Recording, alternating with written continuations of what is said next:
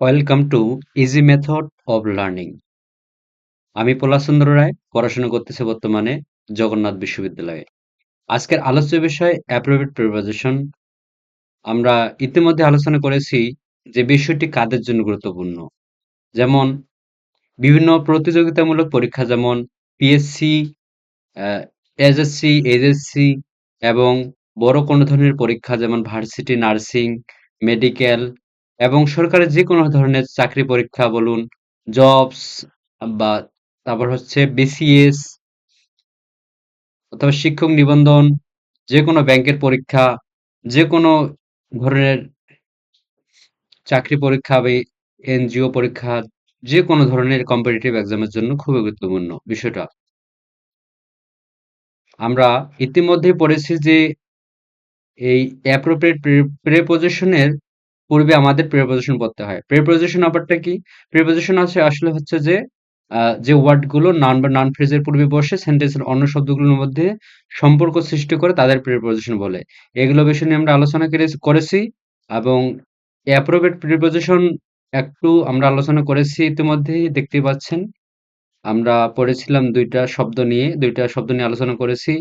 Appropriate preposition যেগুলো খুব দেখা যায় যে পরীক্ষাগুলোতে খুব করে এসেছে, অনেক এসেছে এবং খুবই গুরুত্বপূর্ণ ২ টা প্রিপোজিশন। অ্যাভারেন্ট টু, অ্যাভয়েড বাই এবং এটা খুবই জনপ্রিয় ২ টা শব্দ, অ্যাপ্রোপ্রিয়েট প্রিপোজিশন শব্দ। আজকে আমরা জানবো পরবর্তী যে অ্যাপ্রোপ্রিয়েট প্রিপোজিশন গুলো রয়েছে সেগুলো সম্পর্কে বিস্তারিত। এরপর আমরা পেয়েছিলাম যে অ্যাবাউন্ড বাই, অ্যাবাউন্ড ইন এবং অ্যাবাউন্ড উইথ। অ্যাবান্ডেন্ট মানে কি? প্রচুর থাকা।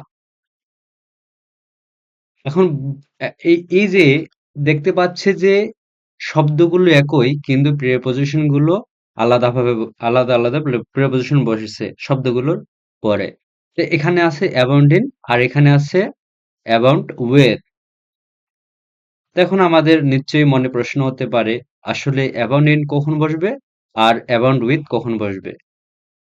আসলে এই অ্যাবাউন্ড উইথ বসবে না ইন বসবে, আসলে এদের মধ্যে ততটা কি নাই, পার্থক্য নেই। মানে যদি আমরা বলি ক্যামব্রিজ ডিকশনারি বা এরকম বড় বড় ডিকশনারি অনুসারে দেখি যে তত পার্থক্য নেই। কিন্তু বাংলাদেশের যেহেতু আমরা ট্র্যাডিশনালি ভাবে ফলো করি, রুলস গুলো ফলো করি, সেজন্য আমাদের ট্র্যাডিশনাল ভাবেই করা উচিত। যেমন আমরা যখন অ্যাবর্ডিনেট ইউজ করব তখন কি হবে? তখন হচ্ছে যে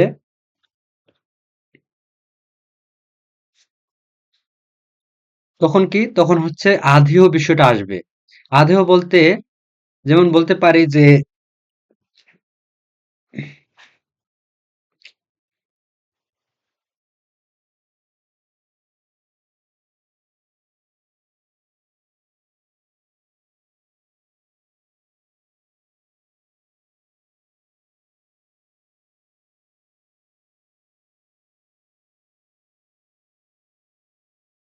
যেমন আমরা বলতে পারি যে অ্যাবান্ডন্ট কখন ব্যবহৃত হবে? আসলে যখন আদেও বলতে হচ্ছে যেই বিষয়টি থাকবে, যে বস্তুটা থাকতে পারে কোনো জায়গায়, সেই বস্তুটাই হচ্ছে আধেয়। আর আধারটা কি? যেখানে থাকে, বস্তুগুলো থাকতে পারে, সেটাই হচ্ছে আধার। তা আধেয়টা কি এখানে? আমরা বলতে পারি যেমন fish abounds in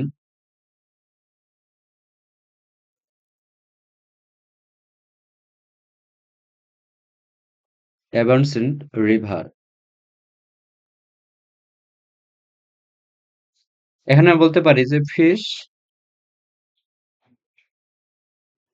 fish abounds in river।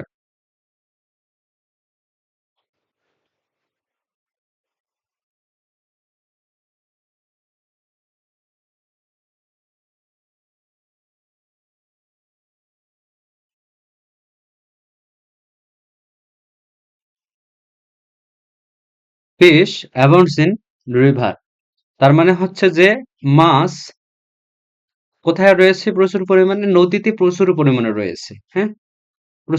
প্রচুর রয়েছে। ঠিক আছে? আমরা আবার বলতে পারি যে অ্যাবাউন্স উইথ এটা কখন ব্যবহৃত হবে? যখন কোনো আধার বলতে হচ্ছে কোনো জায়গায় কোনো কিছু বেশি কোনো কিছু থাকবে। এই যে কোনো জায়গা, জায়গাটাই আসলে আধার। সেখানে আমরা সেক্ষেত্রে আমরা কি করব? অ্যাবাউন্ট উইথ ব্যবহার করব। মানে যখন প্রচুর পরিমাণ বোঝাবে। মাছ আছে, ঠিক আছে। কিন্তু এখানে যখন আমরা বলবো যে প্রচুর পরিমাণে আছে, তখন আমরা বলতে পারি অ্যাবাউন্টস উইথ। আর আমরা যদি বলতাম যে মাছ আছে, শুধু মাছ আছে। আসলে নদীতে কি একটা দুইটা মাছ পাওয়া যায়? আসলে না। নদীতে অনেক মাছ পাওয়া যেতে পারে। হয়তো আমরা মাছ অনেক সময় ধরতে পারি না। তো তবুও আমরা দেখি যে নদীতে অনেক মাছ পাওয়া যায়। সেক্ষেত্রে আমাদের কি ব্যবহার করতে হবে? যখন প্রচুর পরিমাণ বোঝাবো তখন আমাদের ব্যবহার করতে হবে অ্যাবাউন্ট উইথ। যেমন বলতে পারি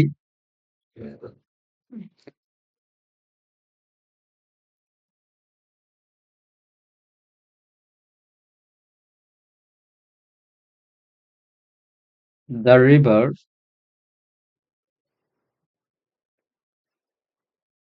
অ্যাবাউন্ডস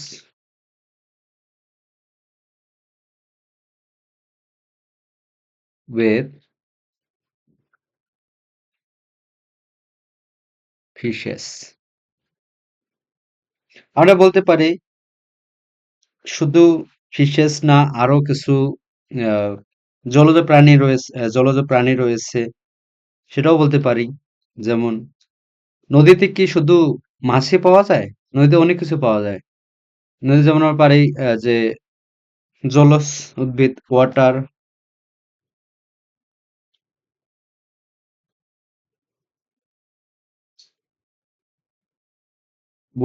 ট্রি,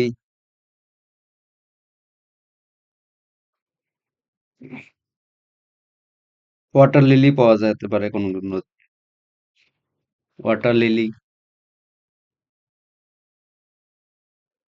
এরকম অনেক কিছু পাওয়া যেতে পারে, ঠিক আছে। তাহলে আমরা যদি এখন বলবো যে প্রচুর পরিমাণে পাওয়া যায়, তখন আমরা এই অ্যাবাউন্টস এর পরে কি ব্যবহার করব? উইথ। আর যখন আমরা বলবো যে প্রচুর রয়েছে, কি রয়েছে? মাছটি রয়েছে। কোথায় রয়েছে? নদীতে। যখন আমরা বলবো যে আধে, যখন আমরা এই যে কোন বিষয়টি রয়েছে, যে বিষয়টি রয়েছে সেই বিষয়টি যখন প্রচুর পরিমাণে রয়েছে কোথাও, তখন আমরা কি করব? অ্যাবাউন্টস ইন। আর যখন বলবো কোথাও প্রচুর পরিমাণে রয়েছে, তখন আমরা বলবো অ্যাবাউন্টস উইথ। এরপর হচ্ছে পরবর্তী যে প্রিপোজিশনটা রয়েছে, প্রিপোজিশন, সেটা হচ্ছে অ্যাকিউজড অফ, অর্থাৎ অভিযুক্ত। অভিযুক্ত কখন করা হয়?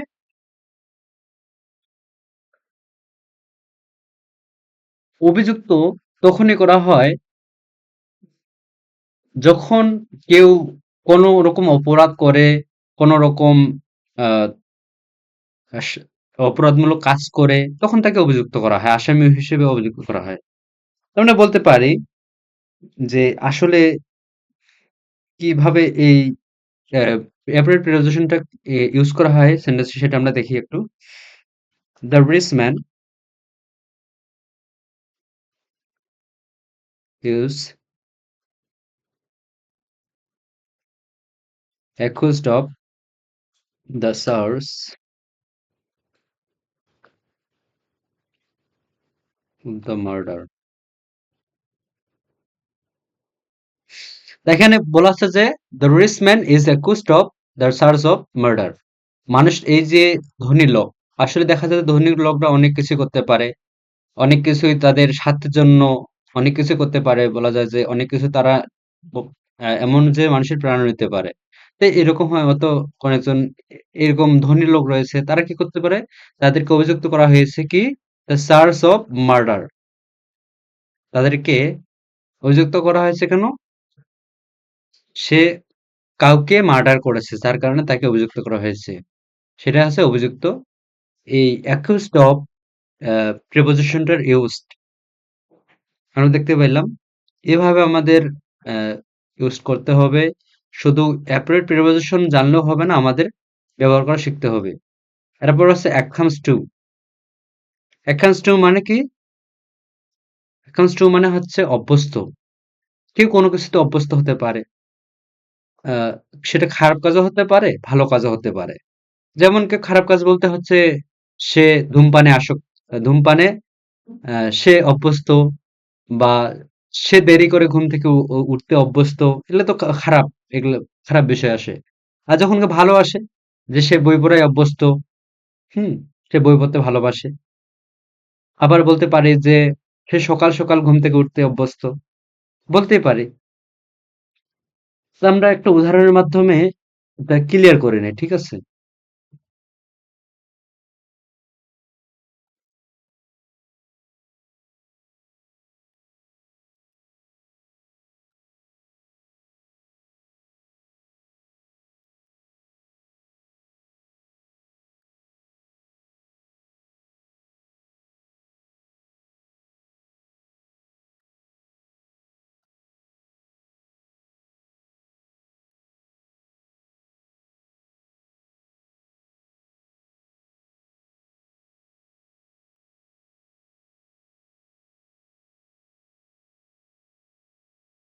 হ্যাঁ, এখানে বলা আছে এ গুড রিডার ইজ অ্যাকামস টু রিড বুক। তার মানে হচ্ছে যে একজন ভালো পাঠক বা বই যারা পড়ে তাদেরকে পাঠক বলা হয়। আহ, তারা কি, তারা অভ্যস্ত, ইজ অ্যাকামস টু, অ্যাকামস এর সাথে আমরা দেখলাম টু ব্যবহৃত হয়েছে, টু রিড বুক। তারা পড়াশোনা করতে অভ্যস্ত। হ্যাঁ, তাহলে আমরা দেখতে পাই যখন আমরা বলতে চাবো যে অভ্যস্ত, কি কোন কিছুতে অভ্যস্ত, তখন আমরা কি করব, অ্যাকামস টু, এই অ্যাপ্রোপ্রিয়েট প্রিপোজিশনটা ইউজ করব। এবং টু এর পর আমরা জানি ভার্বের ওয়ান হয়। হ্যাঁ, যার কারণে এখানে কি হয়েছে, রিড, এই রিড ভার্বটা এসেছে। এটা ভার্বের ওয়ান হিসেবেও কাজ করে, ভার্বের টু নাম্বার ফর্ম হিসেবেও কাজ করে, ভার্বের থ্রি রূপে কাজ করে, থ্রি নাম্বার রূপ, পাস্ট পারফেক্ট পার্টিসিপল। হুম, এরপর আছে পরবর্তী যে প্রিপোজিশনটা হচ্ছে অ্যাকুয়েন্টেড উইথ। অ্যাকুয়েন্টেড উইথ বলতে হচ্ছে পরিচিত। এর অর্থ হচ্ছে কি, পরিচিত। আসলে অনেক মানুষের সাথে অনেক মানুষের পরিচিত হয়। তো এই যে সে আমার পরিচিত, হ্যাঁ, এটা বোঝানোর জন্য কি হবে, আমি বলতে পারি his accounts to with me. আমরা বলতে পারি যে, আমরা অনেক সময় বলি না যে ওই ছেলেটি, ওই ছেলেটি আমার সাথে আমার পরিচিত। তখন আমি বলতে পারি this boy is acquainted with me, সে আমার সাথে পরিচিত। হ্যাঁ, এখন আমরা একটা উদাহরণের মাধ্যমে একটা ক্লিয়ার করে নেই অ্যাকুয়েন্টেড উইথ কখন ব্যবহৃত হয়। বলতে পারি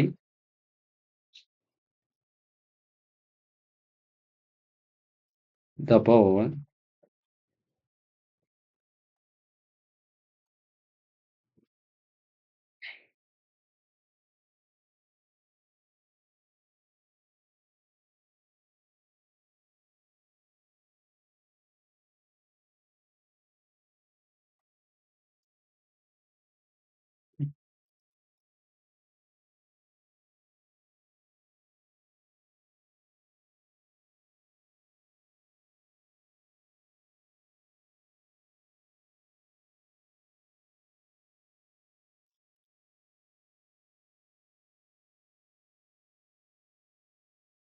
the boy is acquainted with prime minister, অর্থাৎ বালকটি প্রাইম মিনিস্টার, প্রধানমন্ত্রীর সাথে পরিচিত।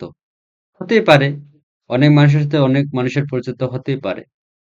হয়তো ছেলেটি অনেক ভাগ্যবান, যার কারণে সেই বালকটি হয়তো আহ প্রাইম মিনিস্টারের সাথে পরিচিতি রাখার যোগ্যতা রাখে, যার কারণে হয়তো সে প্রাইম মিনিস্টার বা প্রধানমন্ত্রীর সাথে তার পরিচিতি রয়েছে। হ্যাঁ, আমরা বলতে পারি। অর্থাৎ আমরা যদি বোঝাতে চাই যে কোনো ব্যক্তির সাথে পরিচিত, হ্যাঁ, কোনো ব্যক্তির কাছে পরিচিত, বা সে অন্যের কাছে পরিচিত, এটা বলতে পারে মানুষ। সেক্ষেত্রে আমরা কি ব্যবহার করতে পারি, সেক্ষেত্রে আমরা অ্যাকুয়েন্টেড উইথ এই এই শব্দটা ব্যবহার করতে পারি। এবং উইথ এর পর যার সাথে পরিচিত, তা সেই সেই ব্যক্তিকে আমরা এখানে উইথ এর পর বসাতে পারি। তাহলে আমরা এভাবে সুন্দর একটা সেন্টেন্স গঠন করতে পারবো। আসলে অ্যাপ্রোপ্রিয়েট প্রিপোজিশন শুধু মুখস্থ করে গেলাম, পরীক্ষায় লিখে গেলাম। তো সেখানে তো কাজ শেষ হয়ে গেল এরকম নয়। আসলে এই যে অ্যাপ্রোপ্রিয়েট প্রিপোজিশন দিয়ে আমরা সুন্দর, সুন্দর যে বাক্যগুলো গঠন করতে পারি, যেগুলো অনেক সুন্দর আ আমরা ব্যবহার করলে অনেক সুন্দর একটা সেন্টেন্স তৈরি করতে পারি, সেটা আমাদের জানা উচিত এবং সেটা প্রয়োগ করা উচিত। এরপর আসতেছে অ্যাবসেন্ট ফ্রম। অ্যাবসেন্ট ফ্রম বলতে হচ্ছে অনুপস্থিত। এই অ্যাবসেন্ট ফ্রম সে অনুপস্থিত কি যখন আমরা বুঝবো যে এই মানুষটা কিন্তু অনুপস্থিত। এই ছেলেটি অনুপস্থিত বা এই ছাত্রটি ক্লাস থেকে অনুপস্থিত। এই যে অনুপস্থিত বোঝাতে আমরা কি ব্যবহার করতে পারি? অ্যাবসেন্ট ফ্রম এই প্রিপোজিশনটা ইউজ করতে পারি। তাহলে আমরা বাক্যটাকে একটা সুন্দর ইউনিক একটা ফর্ম দিতে পারবো। তো আমরা বলতে পারি উদাহরণের মাধ্যমে একটা বিষয়টা ক্লিয়ার করে নেই।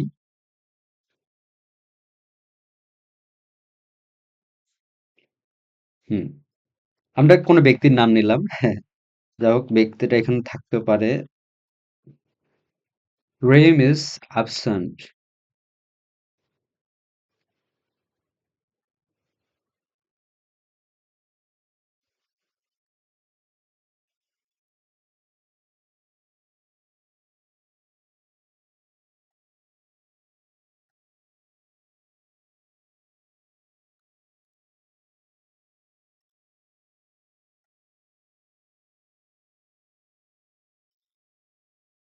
অনেক সময় বলি না যে রহিম যখন টিচার বলে যে আচ্ছা রহিম রহিম কি আজকে অনুপস্থিত?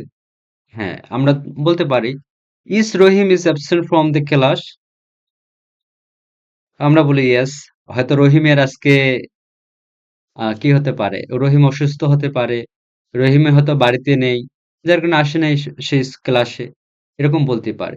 সেক্ষেত্রে আমরা অ্যাবসেন্ট ফ্রম এই যে অ্যাবসেন্ট এর পরে কি ইউজ করব? ফ্রম ইউজ করব।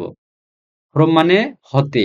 মানে কোথা হতে সে অনুপস্থিত বলতে পারি ফ্রম দ্য ক্লাস মানে হচ্ছে সে ক্লাস থেকে অনুপস্থিত বা ক্লাসে অনুপস্থিত। আমরা বলতে পারি যে সে কোনো অর্গানাইজেশন থেকে অনুপস্থিত। সে আজকে কোনো একটা ক্লাবের কি রয়েছে মিটিং রয়েছে সে মিটিং অনুপস্থিত এরকম বলতে পারি। তারপর হচ্ছে অ্যাবসর্বড ইন মানে নিবিষ্ট বা মগ্ন। হুম? বা হচ্ছে কি সে মগ্ন রয়েছে। সে কোনো কাজে মগ্ন রয়েছে বা নিবিষ্ট রয়েছে। সেখানে তার মনটা কি হয়েছে? দেওয়া আছে এরকম বলা যায় আরকি। তার মনটা একবারে ওইখানে একান্তভাবে সে কাজ করতেছে। এরকম বলা যায়। এক্ষেত্রে আমরা কি করতে পারি? অ্যাবসর্ব এর সাথে ইন। অ্যাবসর্ব এর পরে ইন যুক্ত করব আমরা। তাহলে এই প্রিপোজিশনটা হবে আ অর্থ নিবিষ্ট। হ্যাঁ? তাহলে এই পুরো প্রিপোজিশনটার অর্থ কি হয়? নিবিষ্ট। মানে কোথাও বা কোনো কাজে সে মনটাকে নিবিষ্ট করেছে। যেমন বলতে পারি যে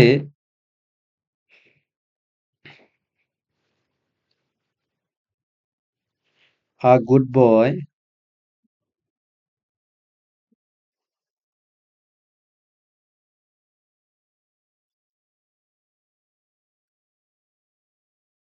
is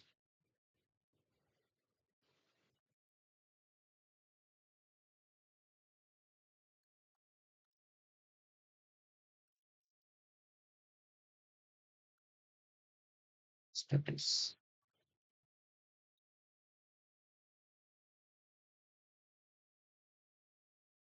একজন বলতে পারে যে একজন ভালো কি ভালো বালক বা একজন ভালো ভদ্র ছেলে কি করে? সে তার পড়াশোনায় মনোযোগ দিয়েছে বা নিবিষ্ট। সে তার পড়াশোনায় নিবিষ্ট রয়েছে। হ্যাঁ? Absorbed in his study. একজন ভালো ছেলে অবশ্যই সে পড়াশোনায় মনোযোগ দিবে। এটাই স্বাভাবিক। সে যদি আ পড়াশোনায় মনোযোগ না দেয় তাহলে সে কি ভালো ছেলে হতে পারবে না? হবে। কিন্তু আমরা জানি যে ভালো ছেলের অনেক বৈশিষ্ট্য থাকে। তার মধ্যেও একটা হচ্ছে যে সে পড়াশোনায় অনেক ভালো করবে, পড়াশোনা অনেক সুন্দর পড়াশোনা করবে। সে বই পড়বে এবং জ্ঞানের বিভিন্ন যে আ মাত্রা রয়েছে সে মাত্রায় সে কি করবে? অবগাহন করবে। হ্যাঁ? এবং সে জ্ঞান চর্চা করবে। এটাই স্বাভাবিক। তাই না? একজন ভালো ছেলের বৈশিষ্ট্য। এরপর আমরা পাচ্ছি অ্যাক্সেস টু মানে কোথাও প্রবেশ অধিকার। সেটা একজন কি বলে প্রিন্সিপাল স্যারের বা হেডমাস্টারের রুমে প্রবেশ করাই হোক, সেখানে প্রধানমন্ত্রীর অফিসে প্রবেশ করাই হোক, এই প্রবেশ করার ক্ষেত্রে আমরা বলতে পারি অ্যাক্সেস টু। আমরা ইন্টারও বলতে পারি, কিন্তু ইন্টার না বলে আমরা যখন এই অ্যাপ্রোপ্রিয়েট প্রিপোজিশন কে ইউজ করে, হ্যাঁ, বা ইন্টারের পরিবর্তে অন্য কোনো শব্দ আনতে চাই, তখন আমরা এই যে বেস্ট অপশন হতে পারে অ্যাক্সেস টু। সুন্দর একটা দুইটা শব্দ, দুইটা শব্দের একটা সমন্বিত একটা কি বলে, একটা হচ্ছে অর্থ প্রবেশ অধিকার।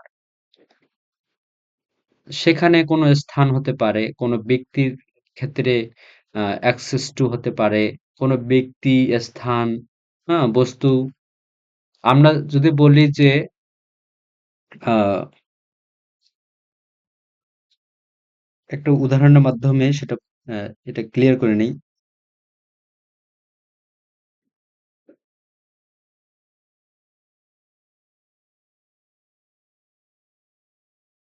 আমরা বলতে পারি যে students, the student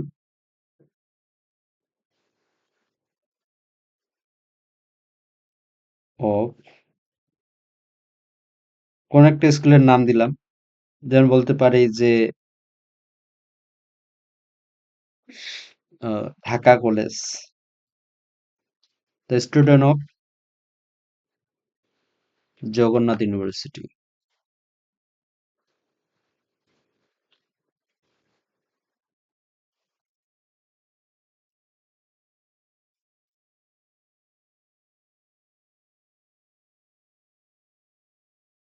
has free access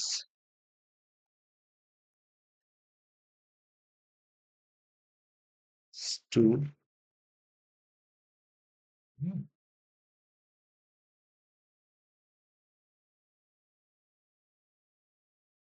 their honorable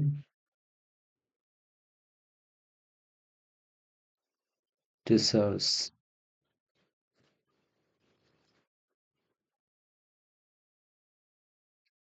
আমরা বলতে পারি যে জগন্নাথ ইউনিভার্সিটির ছাত্রদের কি রয়েছে, তাদের ফ্রি অ্যাক্সেস রয়েছে, হ্যাজ ফ্রি অ্যাক্সেস, প্রবেশ অধিকার কোথায়, টু। এই যে টু আমরা জানলাম যে টু কি করে, এই যে প্রেপোজিশন কি করে, সাধারণত সেন্টেন্সের মধ্যে অন্য যে শব্দগুলো রয়েছে তাদের একটা মধ্যে কি সম্পর্ক তৈরি করে। একটা ফ্রি অ্যাক্সেস রয়েছে কোথায়, দেয়ার অনারেবল রিসার্চ, তাদের সম্মানীয় বা শ্রদ্ধেয় শিক্ষকদের কাছে একটা ফ্রি অ্যাক্সেস রয়েছে তাদের। তাদের একটা বিনা অনুমতি বিনামূল্যের বা হ্যাঁ, বলা যায় কি কোনো টাকা পয়সা লাগবে না। সেরকম একটা কি লাগে মানে তাদের একটা প্রবেশ অধিকার রয়েছে। তাদের স্যারদের কাছে বা তাদের যে ডিপার্টমেন্ট রয়েছে, বিভিন্ন ডিপার্টমেন্টের শিক্ষক রয়েছে, তাদের কাছে যেতে হলে তাদের টাকা দিতে হয় না। তাদেরকে কোনো অ অর্থ প্রদান করতে হয় না। তারা এমনিতেই যেতে পারে। তবে টাইম টেবিল অনুসারে যাওয়া উচিত, তাই না? হয়তো টিচারের কাছে কখন কেন যায় মানুষ? হয়তো to plan, to a to take advice, হ্যাঁ? অ্যাডভাইস হতে পারে, সাজেশন হতে পারে, হ্যাঁ? এরকম বিভিন্ন হতে পারে যে এখন সে পরবর্তী সেমেস্টারগুলোতে কিভাবে ভালো রেজাল্ট করবে, হ্যাঁ? এরকম হতেই পারে। এবার আছে অ্যাকুইডক। অ্যাকিউডর মানে খালাস দেওয়া। আসলে মুক্তি দেওয়া, খালাস দেওয়া বা আমরা যদি সোজা কথায় বলি সেটা হচ্ছে মুক্তি দেওয়া, হ্যাঁ? অ্যাকুইট আমরা যখন কাউকে বলি যে তাকে জেল থেকে মুক্তি দেওয়া হয়েছে, এই মুক্তি দেওয়া শব্দটিকে আমরা ইংরেজিতে প্রকাশ করতে চাইলে আমরা বলতে পারি যে অ্যাকিউড অফ। তোমরা বিষয়টি উদাহরণের মাধ্যমেই ক্লিয়ার করে নেই। He is accused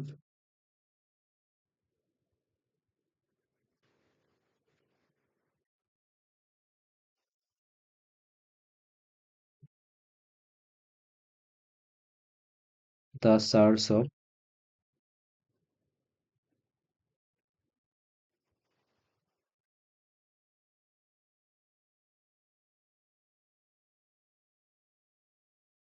the charge of কি দ্য মার্ডার।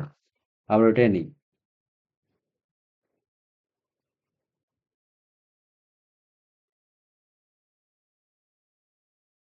কেমন হচ্ছে আমাদের দ্য ক্রাইম, দ্য ভয়ঙ্কর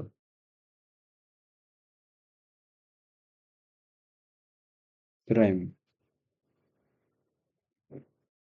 মানে তাকে তাকে নিষ্কংস বা তাকে বিনা শর্তে, হ্যাঁ, তাকে কি করেছে, খালাস দেওয়া হয়েছে, তাকে মুক্তি দেওয়া হয়েছে।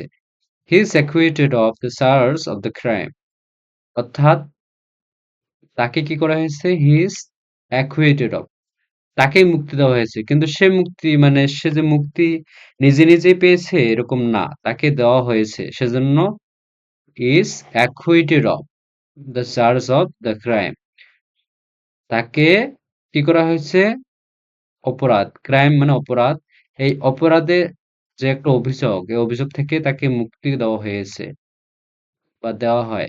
হুম, এই জন্য অ্যাকুইট অফ আমরা ব্যবহার করতে পারি।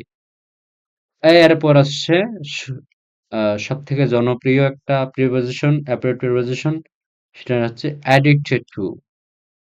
আমরা বলি না যে সে হয়তো সারাদিন সে হয়তো মোবাইল ইউজ করতেছে, সে সারাদিন হয়তো ফেসবুক চালাতে পারে, সে সারাদিন হয়তো টিকটক দেখতে পারে, বলতে পারে, অর্থাৎ এক কথায় আসক্ত। বিভিন্ন জন বিভিন্ন রকম কাজে আসক্ত হতে পারে, খেলাধুলায় আসক্ত হতে পারে, বিভিন্ন রকম আর কি রয়েছে, কি রয়েছে, ধাপ রয়েছে, বিভিন্ন ধাপে বিভিন্ন জন রয়েছে। কেউ ফেসবুকে আসক্ত, কেউ গেমে আসক্ত, এরকম হতেই পারে। তো এই যে আসক্ত শব্দটি, এটা আমরা যখন ইংরেজিতে কে করতে যাব, সুন্দর অ্যাপ্রোপ্রিয়েট প্রিপোজিশন সহ, তখন আমরা বলতে পারি অ্যাডিক্টেড টু। অ্যাডিক্টেড এরপরে কি বসছে, টু বসছে। তো আমরা একটা উদাহরণের মাধ্যমে ক্লিয়ার করে নেই।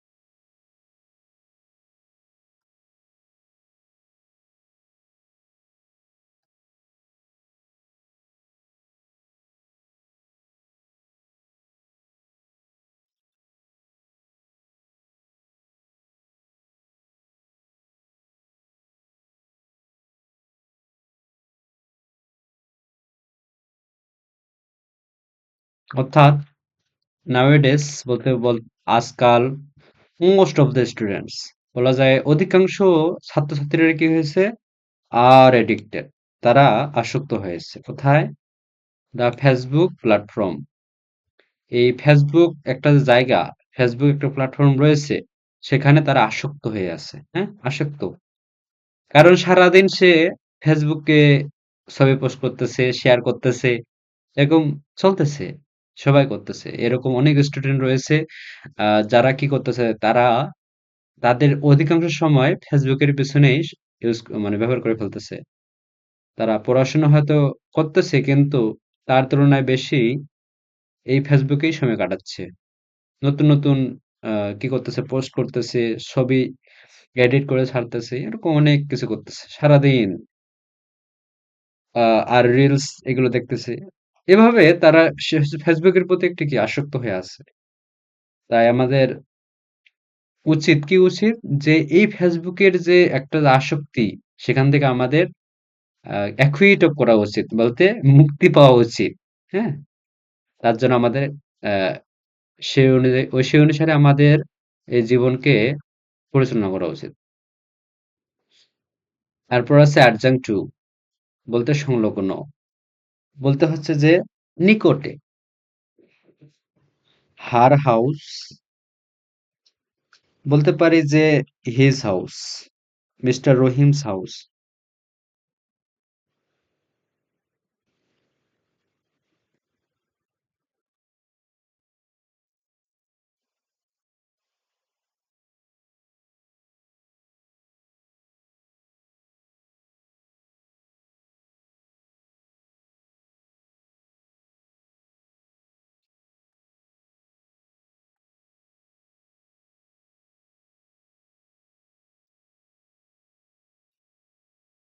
হুম।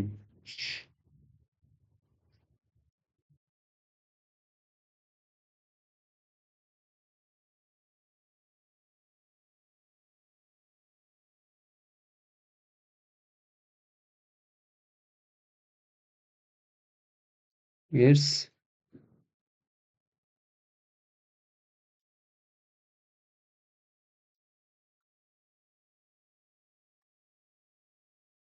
ও ভাই, আমরা বলতে পারি যে মিস্টার রহিমস হাউসটা ইজ অ্যাডজাস্টেড টু মাইন। মানে মিস্টার রহিমের বাড়িটা কি আমার বাড়ির সাথেই লাগানো বা সংলগ্ন, সে তার বাড়িটা। মাইন এর মধ্যে কি রয়েছে, আসলে আমরা বলতে পারতাম যে my house, adjacent to my house না বলে আমরা মাইন পড়েছি। এক কথায় উত্তর, আমাদের একটু অ্যাডভান্স লেভেলের ইংলিশ গুলো শিখতে হবে। আর এই শেখার মধ্যে রয়েছে অ্যাব্রেড প্রিপোজিশন। আমরা যদি অ্যাব্রেড প্রিপোজিশন গুলোর ইউজ করতে পারি সেন্টেন্সে, তাহলে কি হতে পারে, তাহলে আমরা সুন্দর সুন্দর অ্যাডভান্স লেভেলের যে সেন্টেন্স গুলো আমরা তৈরি করতে পারবো, যেগুলা দেখতে এবং শুনতে অনেক ভালো লাগবে, এবং এটা অ্যাপ্রিসিয়েটেবল হবে সবার কাছে। সো এরপর আমরা পাবে অ্যাডমিট টু। অ্যাডমিট টু এর অর্থ কি? মানে হচ্ছে ভর্তি করা।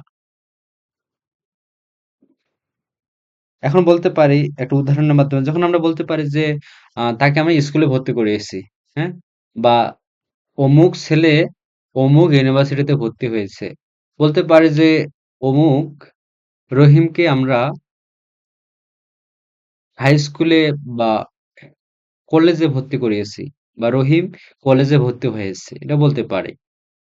তা আমরা বলতে পারি উদাহরণের মাধ্যমে যে রহিম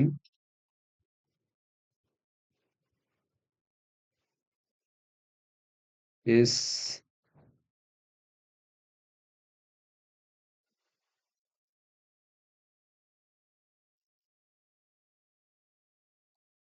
has got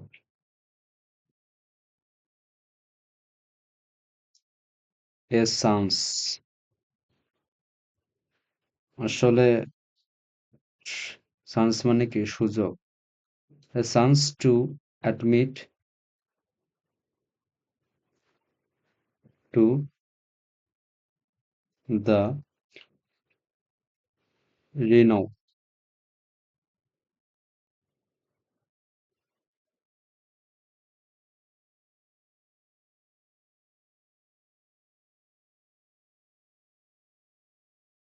the university।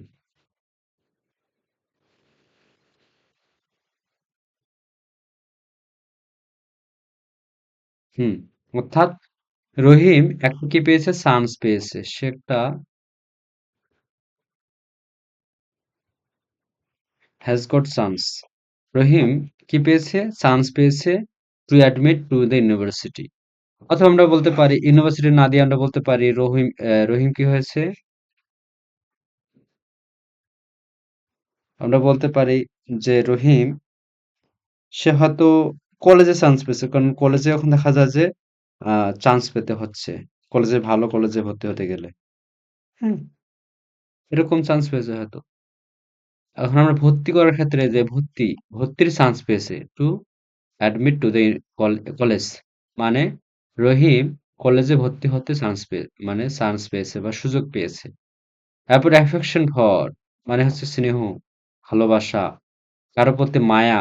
এক্ষেত্রে আমরা যখন স্নেহ, ভালোবাসা এগুলো বোঝাবো তখন আমরা অ্যাফেকশন এই ইংরেজি ওয়ার্ডটার পরে ফর লাগিয়ে দেব। তাহলে সুন্দর একটা স্নেহ মু আ এই শব্দটি অর্থ আসবে আমাদের কাছে এবং সুন্দর একটা বাক্য তৈরি করতে পারবো এই অ্যাপারেন্ট প্রেজেন্টেশনটার দ্বারা।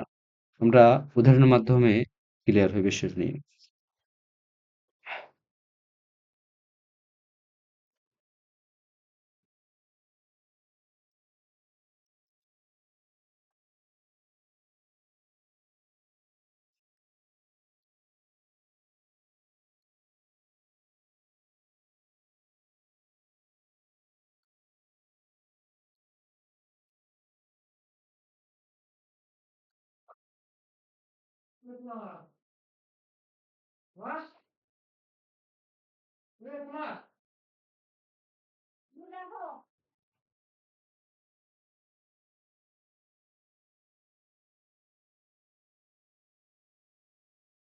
আমরা বলতে পারি যে every mother has affection for his son. তার মানে প্রত্যেক মায়ের কি রয়েছে? একটা স্নেহ রয়েছে। কাদের জন্য? অ্যাফেকশনের পরে আমরা দিছি হিজ সান। মানে তার সরি হিজ হবে না, এখানে হার হবে। কারণ মা মায়ের ক্ষেত্রে পসেসিভ হয় কি? হার, হার সন্স। তার তার সন্তানের জন্য কি থাকে? একটা ভালোবাসা থাকে, মায়া থাকে। এরপর পরবর্তী যখন স্নেহশীল, অর্থাৎ সে স্নেহময়। এক্ষেত্রে বোঝানোর জন্য আমাদের অ্যাফেকশন এর পরে টু ব্যবহার করতে হবে। এই যে একটা পার্থক্য দেখুন। অ্যাফেকশন এখানে যখন নাউন হিসেবে ব্যবহৃত হয়েছে, তখন আমরা নিয়েছি ফর। আর যখন অ্যাফেকশনেট অর্থাৎ এটা কি? এটা হচ্ছে অ্যাডজেক্টিভ। এই অ্যাডজেক্টিভটা যখন ব্যবহৃত হয়েছে, তখন আমাদের নিতে হবে টু। এগুলো মনে রাখতে হবে আরকি। যখন আমরা কোনো সেন্টেন্সে এগুলো বসাতে যাব, তখন আমাদের নিশ্চয়ই সচেতন থাকতে হবে আমি অ্যাডজেক্টিভ ইউজ করতেছি না নাউন ইউজ করতেছি নাউন হিসেবে অ্যাফেকশনকে। Affectionate two. এখন আমরা বলতে পারি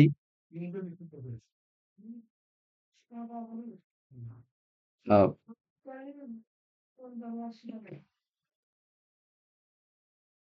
his অনেক a mother is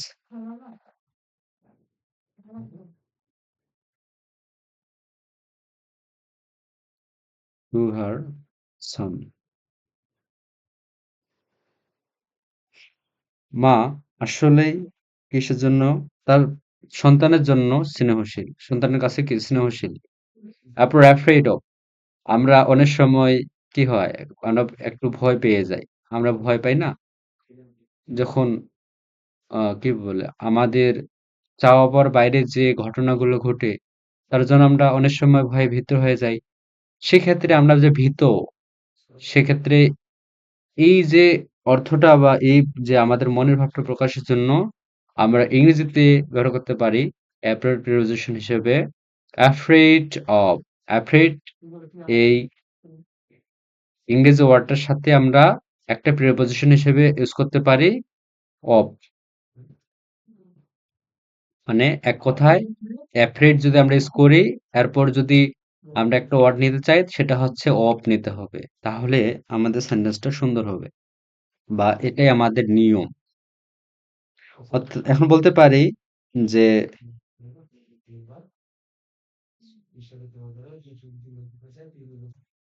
সোনিয়া। আমরা বলতে পারি যে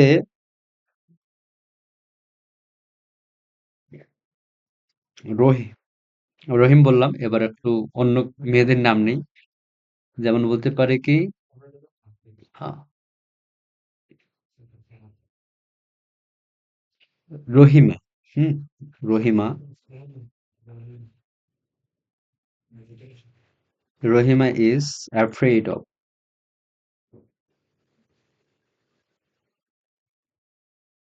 ghost.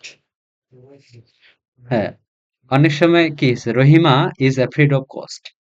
রহিমা, হ্যাঁ, ভূতের ভয়ে ভীত। হ্যাঁ, afraid of ghost. রহিমা ভীত রয়েছে কিসের জন্য? ভূতের। ভূতের ভয়ে সে ভীত। এরপর agree on, এর খুব একটা চমৎকার প্রিপোজিশন এসেছে, এগুলো খুব আসে। এই যে agree on, agree to with, এগুলো আসে বিভিন্ন পরীক্ষায়।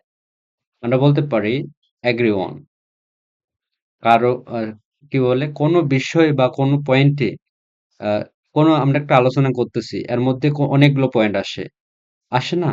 আমরা বলতে পারি যে এই পয়েন্টের মধ্যে, এই পয়েন্টগুলোর মধ্যে তুমি কোনটার সাথে একমত?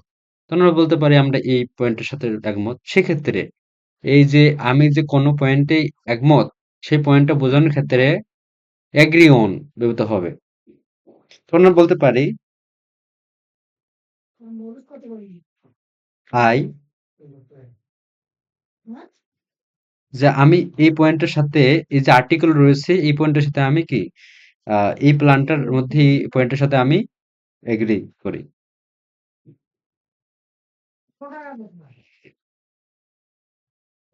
I agree on this point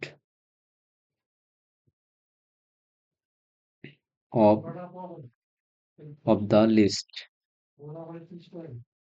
হুম, আমরা বলতে পারি যে আমি ওই যে লিস্টটা রয়েছে লিস্টটার এই পয়েন্টের সাথে আমি এগ্রি করি। সেজন্য আমরা বলতে পারি I I am agree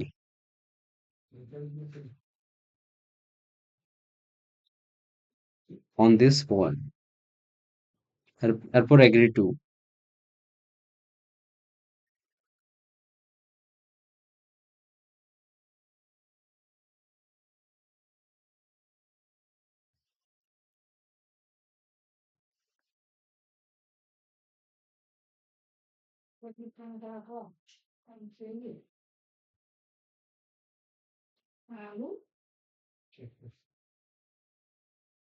এরপর হচ্ছে agree to. agree to কখন হয়? যখন কোনো প্রস্তাবে কেউ রাজি হয়, এগ্রি, একমত প্রকাশ করে।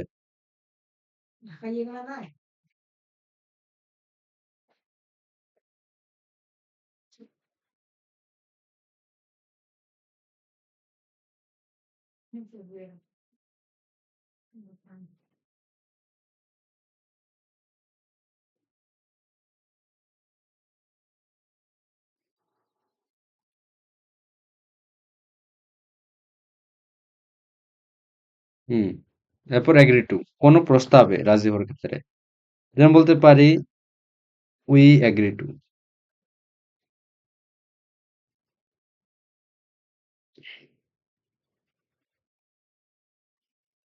agree to his proposal.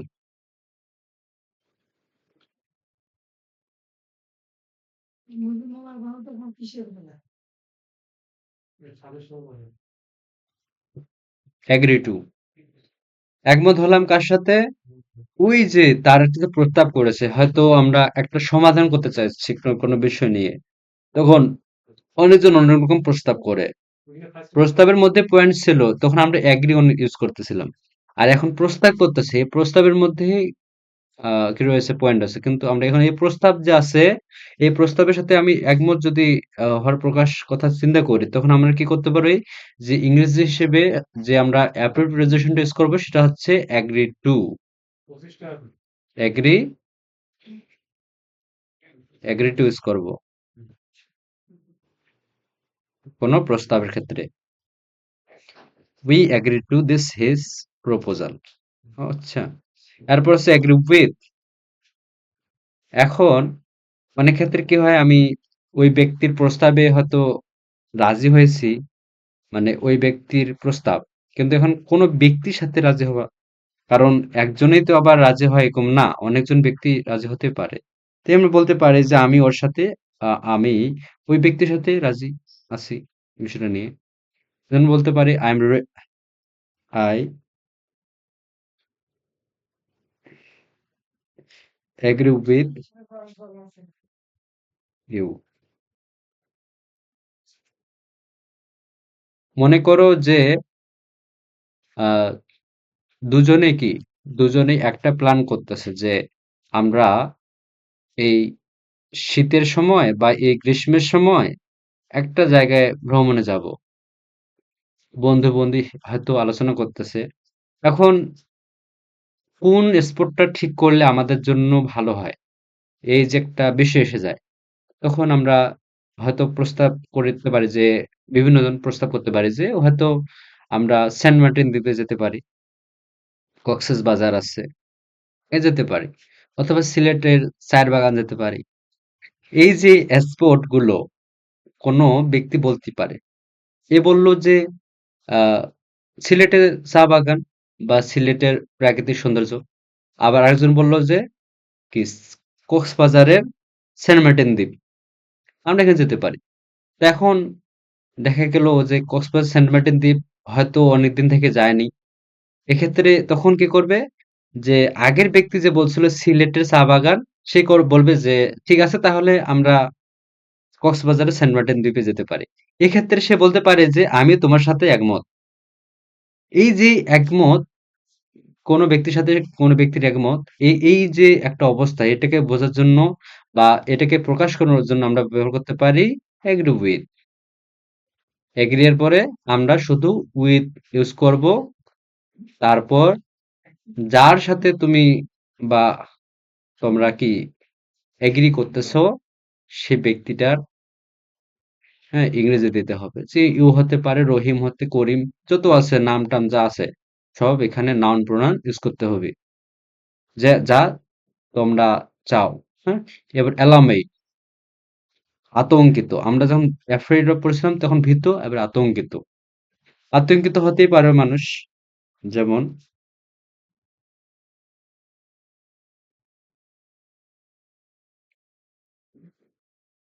যেমন কি দে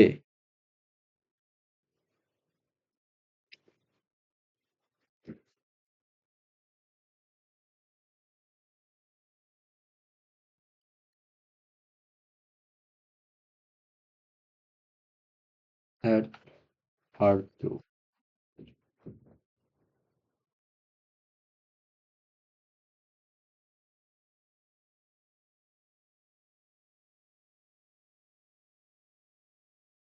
আমরা বলতে পারি যে তারা আতঙ্কিত রয়েছে।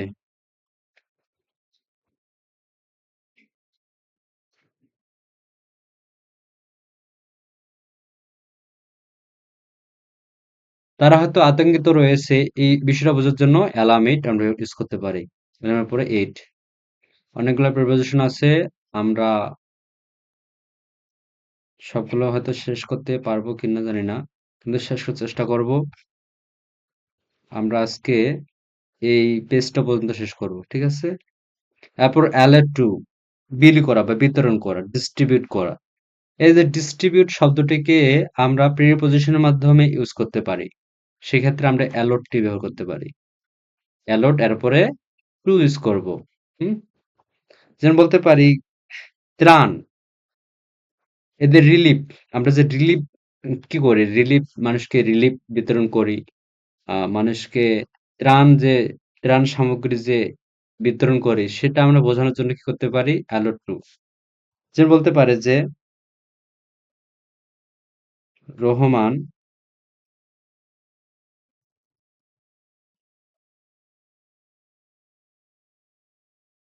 অ্যালট টু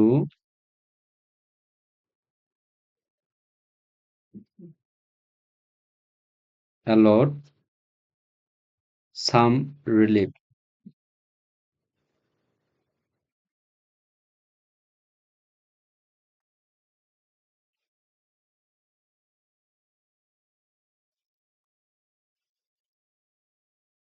কোথায়? Two the needy people.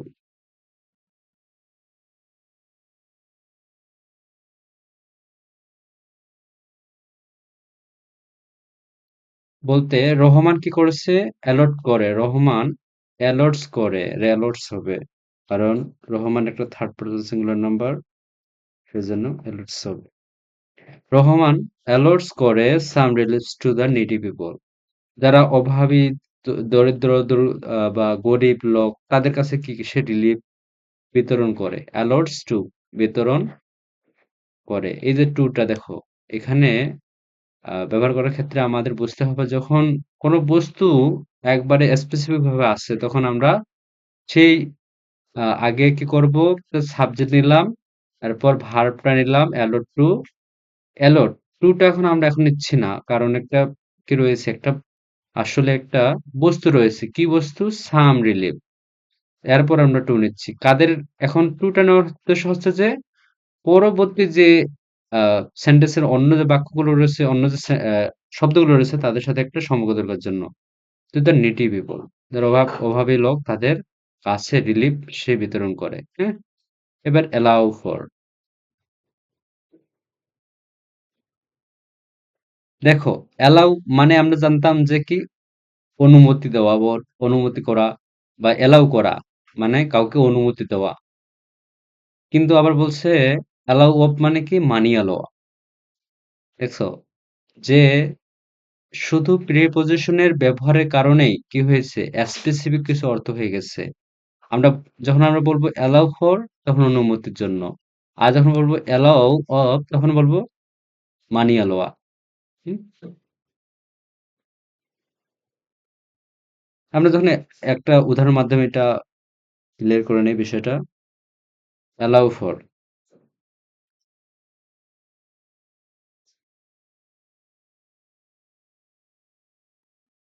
আমরা বলতে পারি না যখন, please sir, please sir, please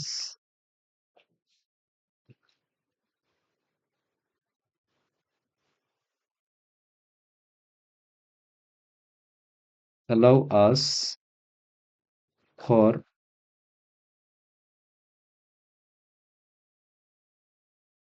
কিসের জন্য আমরা অ্যালাউ, অনুমতি নিতে পারি? For entering to your home, entering to your office, entering to your office.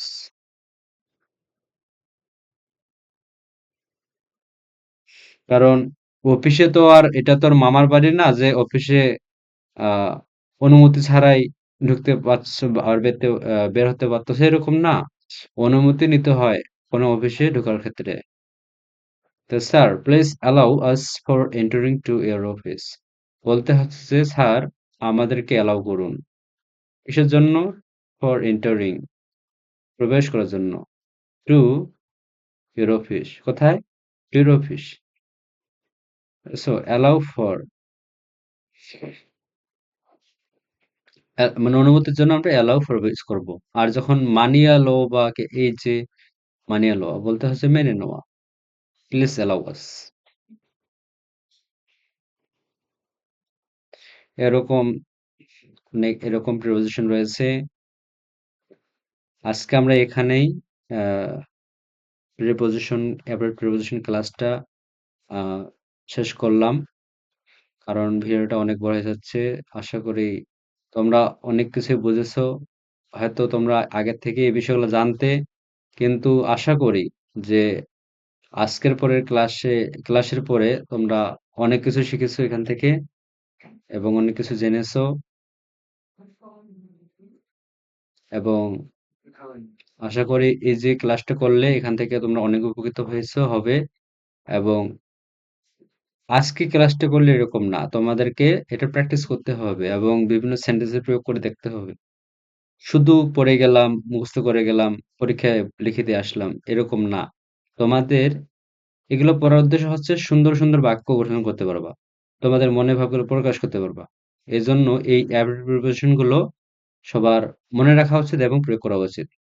তাই এখানেই আমরা আজকে ক্লাসটা স্থগিত করে রাখলাম এবং পরবর্তী ক্লাসগুলো আমরা ধারাবাহিকভাবে নেব, নিয়ে থাকবো।